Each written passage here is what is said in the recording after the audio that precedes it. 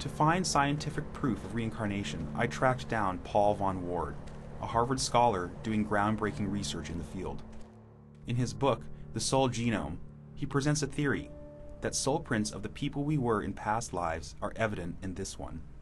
What we've discovered from the meta-analysis that we've done of a lot of very strong cases is that the physical features carry forward, the genotype features, also personality factors such as the way a person thinks, the person's emotional state, the interpersonal style, also one's areas of creative interest. We measure those things that we can document empirically.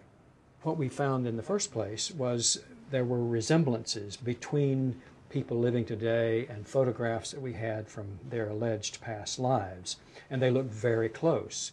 They've plotted out the points of the bone structure that help shape the geometry of the face. And that doesn't really change as you age? Doesn't change as you age. Yeah. What we're looking at is ratios, not the actual dimensions.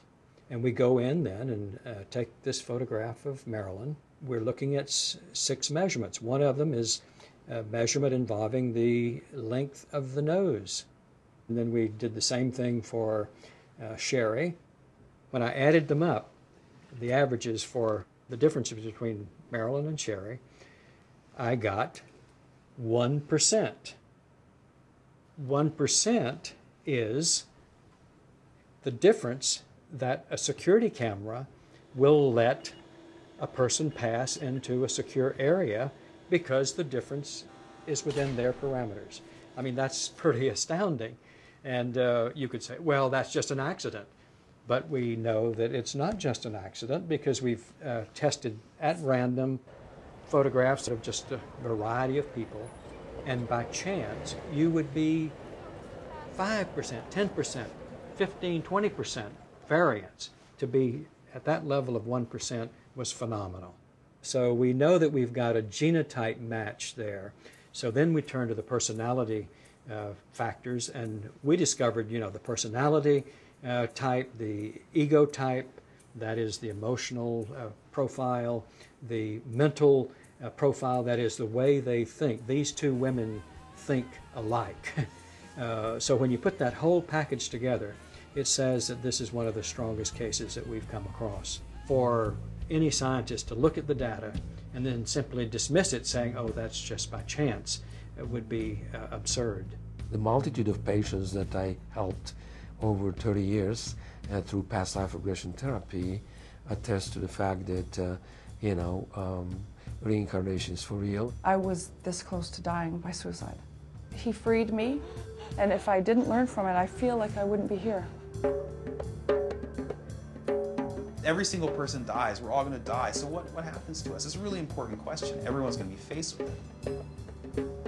So, I think that sort of what's happening is the Eastern ideas are starting to be investigated by these Western scientists because for some reason, they're always just so close to the way things work.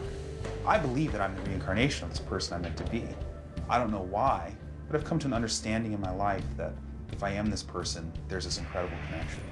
But if I'm not this person, there's also a pretty amazing connection between me and him because I've chosen to invest in this person's life. I've had to live with it, I've had to question it, and I've just come to be okay with it.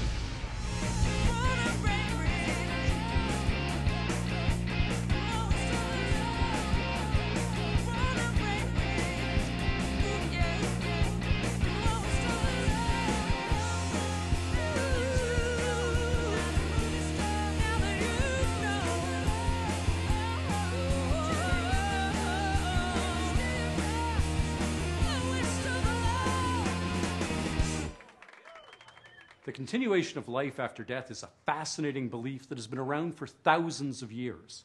Although reincarnation has now captured the imagination of many in the West, it is still greeted with skepticism as there is no concrete proof in any of the cases. Regardless, the subject and the very possibility continue to intrigue. Can human consciousness survive death and thrive in subsequent lives? We investigate, you decide. I'm Robert J. Sawyer. Thank you for joining us on Supernatural Investigator.